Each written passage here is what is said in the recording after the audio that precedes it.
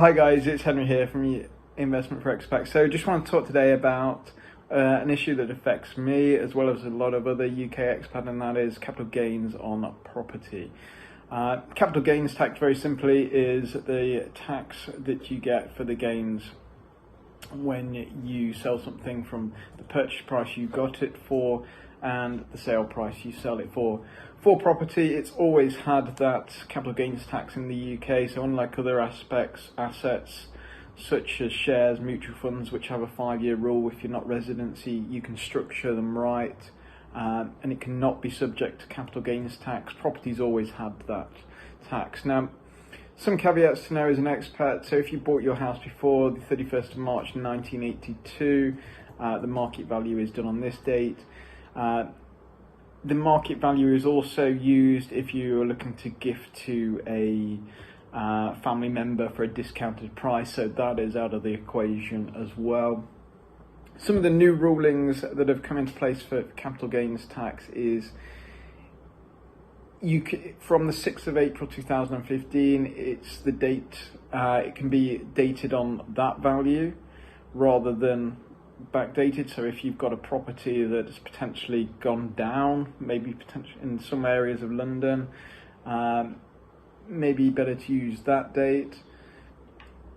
And also, as an expat, you can also use some forms of tax relief to know that when you are living in the property in the UK. So obviously as a resident, you don't have to, if you sell the property, you don't get taxed as harshly as a non-resident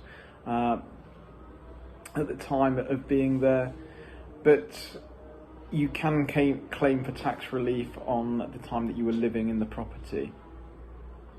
Also, there's aspects which you can take or reduce your tax basis for what is called for general improvements. Now, I've had a look at this. I'm not really too sure what it covers because it says maintenance is not covered, but legal costs and advice costs is. So I presume, if read that correctly, and please feel to correct me if I'm wrong if there's any specialists out there, but I interpret that as the cost for the mortgage advice, the cost for obviously the stamp duty and solicitor costs. General improvements, I think it's somewhat of a grey area, and if it's anything like the US, it can be interpreted in different ways. So again, I would have that. If you do sell the property, you have 60 days to report it as of the 27th of October 2021 to HMRC, and the rates are 28% is for capital for the higher rate, 18% for the basic rate, and the tax-free amount as of 2022 is $12,300 for single filers, $24,600 for marriage. For married couples filing jointly. So I hope that goes over a bit of the basics of capital gains tax, as it does affect a lot of British expats that may have property before they moved out, moved overseas, or that have got property when they are living overseas, either as an investment or to retire in, and are looking to sell or potentially gift it. If you do have any more questions, feel free to get in touch at info@investmentforexpats.com.